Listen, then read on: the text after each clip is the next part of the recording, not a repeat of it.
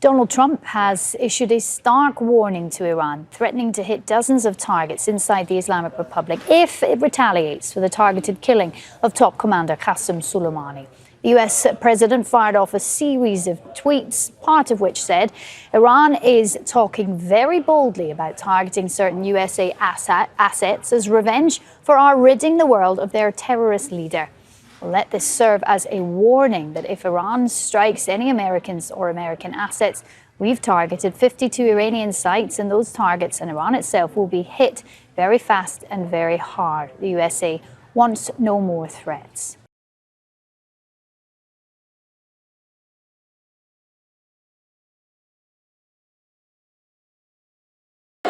Across from the White House, anti-war protesters sending a clear message to U.S. President Donald Trump: do not go to war with Iran. When we fight! Similar protests in cities throughout the country as Americans worry about escalating threats following Thursday night's U.S. airstrike that killed Iran's top military leader. The Pentagon is still not providing details, but says the U.S. had intelligence General Qasem Soleimani was planning an imminent attack against American diplomats and others in Iraq.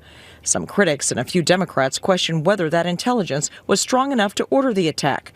But one Republican senator who was briefed on the information defends the targeted killing of Soleimani. I can only imagine what Democrats would have said if the president had sat on the sidelines and watched this attack unfold and did nothing about it.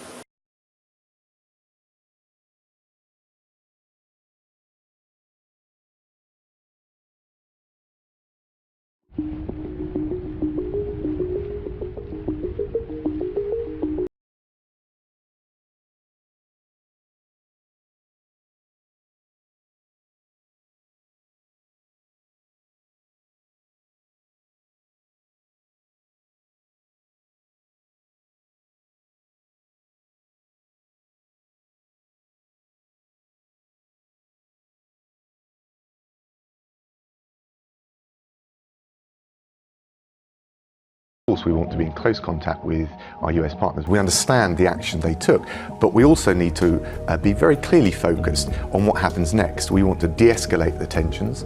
We want to see a route through this crisis. We do not want to see a major war.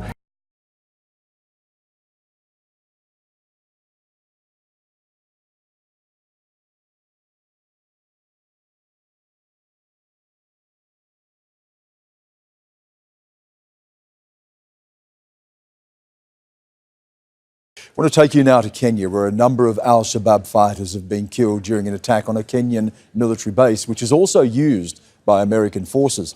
The base is located in Lamu County, and the site is known as Camp Simba. Al-Shabaab quickly claimed responsibility for this attack. There's no word yet on any casualties among Kenyan or US troops. Well, it was an audacious attack. This military base is manned by the Kenyans and the Americans, but Al-Shabaab still managed to break through. Right now, we're being told the attack is over. The Kenyans and Americans are now combing the area, trying to find those who were responsible. Lamu Airport is closed. No flights are coming in or out. People working near the area have been told to go home for their own security.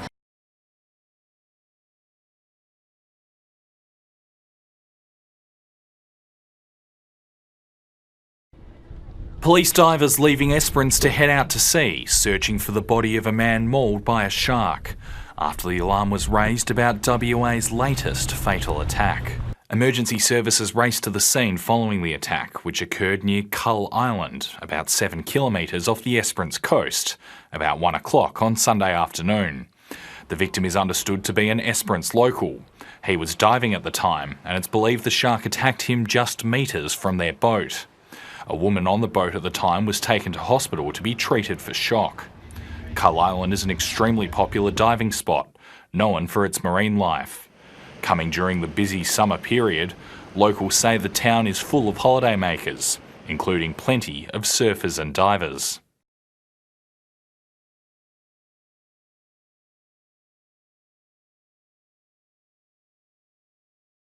Australia's worst bushfire season on record looks set to become a whole lot worse. Saturday brought even hotter temperatures and more strong winds to much of the country, fanning hundreds of blazes already burning out of control. More than 100,000 people were told to leave their homes across 3 states, while there was still a chance to get away. Not everyone managed.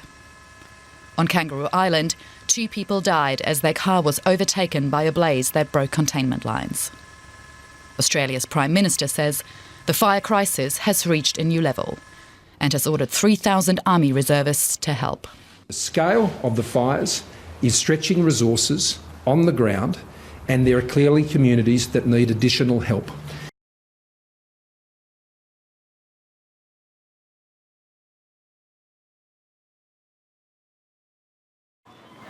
Despite the bustling streets, residents of this city in Nigeria are fearful. After Chad withdrew its 1,200 soldiers from the country after several months, their presence made locals feel safer from notorious terror group Boko Haram. Now, the army says it's mission accomplished. Nigerian troops have also left. But many say it's far too soon for them to leave. It's not yet clear whether another security force will take over. It seems like this one that the villagers are so afraid of. Scores of people killed and homes destroyed after a Boko Haram attack. Hundreds of people have fled to the regional capital, too afraid to stay at home.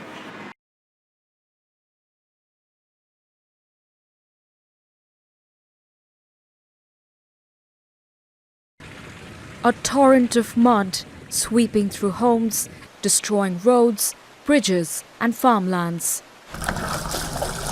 These are Indonesia's worst floods in more than a decade. Thousands of people are cut off from the outside world, some still buried under heaps of mud. Help is arriving, but it's too slow, and there's not nearly enough for those who've lost everything.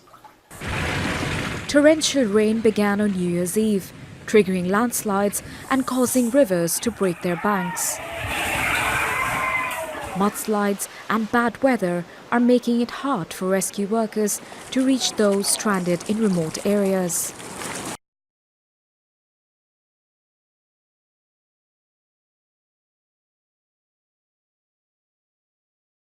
Now, hours after Pakistan Prime Minister made a big claim that his government has zero tolerance for religious persecution, a Sikh youth has been killed in Peshawar. It was just this morning that the Pakistan Prime Minister had tweeted after the Nankana Sahib Gurdwara incident that he has zero tolerance as far as attacks on minorities are concerned. But this unfortunate incident happens just hours after the Pakistan Prime Minister tweeted. A Sikh youth has been killed in Peshawar in Pakistan, and we will have to see how really the Pakistan Prime Minister reacts to this.